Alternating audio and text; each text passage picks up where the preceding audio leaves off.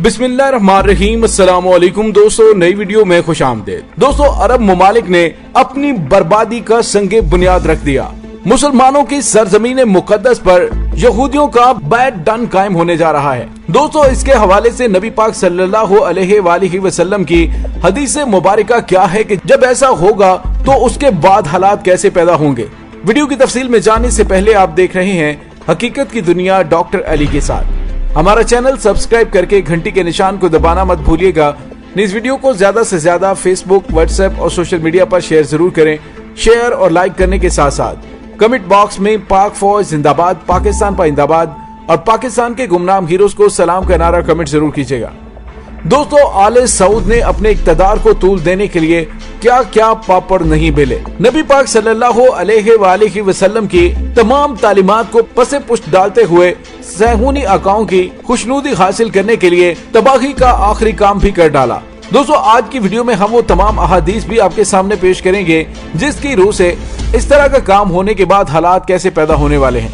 दोस्तों, सबसे पहले आपको बताते चलें, अरबी जुबान में जो अदालत कायम हो रही है उसे महकमा हकामिया कहते हैं। हकाम यहूदी रबाई का अरबी तर्जमा है। तौरात, तालमुद और जबूर की इल्हामी जुबान इब्रानी में इस अदालत को बैद-दिन कहते हैं। ये यहूदी शरई अदालत है जिसे एक यहूदी हकाम की सरबराही में कायम किया जाता है और इसके दो ऐसे मुआवन जज होते हैं जो यहूदी शरीयत और शरई कवानीन के माहिर हो। यहूदियों की तमाम शरई अदालतें मूसवी शरीयत के इस वाज़े हुक्म से वजूद में आती हैं। बाबुत तस्ना में आया है और अपने दरवाजों पर अदालतें कायम करो और हुक्मरानों को बिठाओ। दोस्तों, नफाज शरीयत का ऐसा ही हुक्म इस्लाम में भी सूरह मायदा में है। सूरह मायदा में 3 दफा शदीद वार्निंग के साथ आया है। सूरह मायदा की आयत नंबर 44 में अल्लाह रब्बुल इज्जत ने इरशाद फरमाया है कि जो अल्लाह ने नाजिल किया है उसके मुताबिक फैसला ना करे वही लोग काफिर हैं। अगली 2 आयात में उन मुसलमानों को जालिम और फासिक भी कहा गया है। यहूदी शरीयत जिसकी तफसीलात तालमुद में वजाहत से बयान की गई है उसके तहत शरई अदालतों के 3 दर्जे हैं। सबसे बड़ी अदालत सनहेड्रिन होती है जो बैतुल मक़दस के इलाके में कायम की जानी चाहिए। ये अदालत दरअसल यहूदी हुक्मरानों को मूसवी शरीयत के मुताबिक चलाने की जिम्मेदार होती है। ये एक किस्म की आईनी अदालत उज़्मा होती है। ये दुनिया भर में आबाद यहूदियों के लिए नाफजुल अमल कवानीन भी जारी करती है और हुक्मरानों के अफ़ाल का भी जायजा लेती है।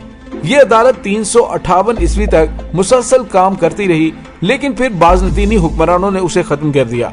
उस वक्त से लेकर आज तक यहूदी उस अदालत को दोबारा कायम करने की कोशिश करते चले आ रहे हैं। इसराइल के कयाम के 56 साल बाद 2004 में 71 यहूदी रबाई तबरिया के उस शहर में इकट्ठे हुए जहां 1648 साल पहले उस बड़ी अदालत को खत्म किया गया था और उन 71 यहूदी मजहबी रहनुमाओं ने वहां सनहेड्रिन के कयाम का ऐलान कर दिया। उस अदालत के कयाम में सबसे सरगर्म यहूदियों का वो ग्रोह है जो 12वीं सदी के मशहूर यहूदी फकी और शरीयत के आलम मूसा बिन मैमून को मानते हैं और मैमूनी कहलाते हैं।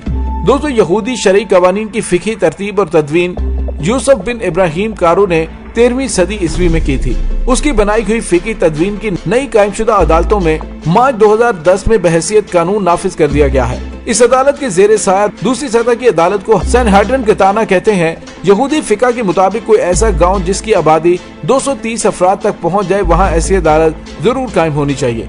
ये अदालत फौजदारी और दीवानी दोनों मुकदमात का फैसला करती है और मौत की सजा भी दे सकती है। दोस्तों, इसराइल में आज ऐसी अदालतें कायम हैं। सबसे कम दर्जे की अदालत बैथेडन होती है और वो हर ऐसे शहर या इलाके के लिए लाजिम है जहां 120 तक यहूदी आबाद हों, बेशक वो किसी दूसरे मुल्क का इलाका ही क्यों ना हो। दोस्तों, बैड-दिन अदालत माली और सिविल अमूर में यहूदियों के दरमियान तनाज़ात का फैसला करती है। दोस्तों, इंतहाई अलमनाक खबर ये है कि ये बैड-दिन अदालतें मुसलमानों की मुकद्दस सरजमीन अरब पर भी कायम होने जा रही है। यूं तो यहूदी शरई अदालतें मुसलमान कई ममालिक में काम कर रही हैं, लेकिन जजीरा नुमा अरब तो वो खित्ता है जिसके तकद्दुस और हुर्मत के तहफ़्फ़ुज़ के लिए खुद रसूल खुदा सल्लल्लाहु अलैहि वसल्लम ने फरमाया है कि अगर मैं जिंदा रहा तो इंशाअल्लाह जजीरा अरब से यहूदो निसारा को निकाल दूंगा। दोस्तों, एक और जगह पर वाज़े अंदाज में बराह-रास्त यहूदियों को हुक्म दिया। हजरत अबू हुरैरा से रवायत है कि हम मस्जिद में बैठे थे कि रसूलुल्लाह सल्लल्लाहु अलैहि वसल्लम बाहर से तशरीफ लाए और फरमाया यहूदियों के पास चलो। हम आपके साथ गए और यहाँ तक कि यहूदियों के पास पहुँचे। रसूलुल्लाह सल्लल्लाहु अलैहि वसल्लम खड़े हुए और उनको पुकार कर फरमाया कि यहूद के लोगों मुसलमान हो जाओ। उन्होंने कहा कि अबू अल कासिम, आपने पैगाम दे दिया। आपने फरमाया मैं यही चाहता हूँ। آپ نے ایسا 3 مرتبہ فرمایا اور پھر کہا کہ جان لو کہ زمین اللہ اور اس کے رسول کی ہے اور میں چاہتا ہوں کہ تم کو اس ملک سے باہر نکال دوں۔ جو شخص اپنے مال کو بیچ سکے وہ بیچ ڈالے، اور نہیں تو یہ سمجھ لو کہ زمین اللہ اور اللہ کے رسول کی ہے۔ دوستو یہ حدیث مبارکہ مسلم کی کتاب الجہاد میں موجود ہے۔ ایک اور حدیث میں یہودیوں کے ساتھ عیسائیوں کو بھی شامل کیا گیا۔ حضرت جابر بن عبداللہ نے حضرت عمر ابن خطاب سے بیان کیا کہ انہوں نے رسول اللہ صلی اللہ علیہ وآلہ وسلم کو فرماتے سنا کہ میں یہودیوں اور عیسائیوں کو جزیرہ عرب سے ضرور نکال کر رہوں گا اور اس میں مسلمانوں کے سوا کسی اور کو نہیں چھوڑوں گا۔ دوستو ان حدیث میں دیے گئے رسول اللہ صلی اللہ علیہ وآلہ وسلم کے حکم پر عمل کرتے ہوئے حضرت عمر نے عیسائیوں اور یہودیوں کو جزیرہ عرب سے نکال دیا تھا، اور ابن سری کی سند سے روایت ہے کہ امام مالک نے بیان کیا کہ حضرت عمر نے اہل نجران اور فدق کے یہودیوں کو جلا وطن کر دیا تھا، لیکن انہوں نے اہل نجران کو جلا وطن کر دیا لیکن وہ تیماہ سے نہیں نکالے گئے کیونکہ عرب کی یہ حدود نہیں ہے۔ ان تمام احادیث کے علاوہ اس حدیث میں بہت ہی واضح حکم موجود ہے جو کہ ترمذی میں ہے۔ رسول خدا صلی اللہ علیہ وآلہ وسلم نے فرمایا کہ جزیرہ عرب میں 2 دن اکٹھے نہیں رہ سکتے۔ اس حدیث کی روح سے تو ہندو، بدھ، مشرکین غرض کے اسلام کے سوا کوئی اور طرز زندگی اختیار کرنے والے افراد کو جزیرہ عرب میں رہنے کا کوئی حق نہیں ہے۔ جزیرہ عرب کا جو جغرافیہ کتب حدیث میں درج ہے وہ یہ ہے کہ زمین کا وہ ٹکڑا جسے بحر ہند، بحر احمر، بحر شام اور دجلہ و فرات نے احاطہ کر رکھا ہے۔ یہ طول کے لحاظ سے عدن ابین کے درمیان سے اطراف شام تک کا علاقہ اور عرض کے اعتبار سے جدہ سے لے کر عراق کے اطراف تک کا علاقہ ہے۔ دوستو اب اس مقدس سرزمین جزیرہ عرب کی 6 ریاستوں بحرین، کویت، عمان، قطر، متحدہ عرب امارات اور سعودی عرب کے یہودیوں نے 15 فروری کو اپنی علاقائی تنظیم کا اعلان کیا ہے، جس کو ایک یہودی حاکم یعنی کہ ربائی کی سربراہی حاصل ہوگی۔ اس تنظیم کا نام association of golf Jewish community رکھا گیا ہے۔ اس تنظیم کا صدر بحرین کا یہودی رکن پارلیمنٹ ابراہیم داؤد نونو ہوگا۔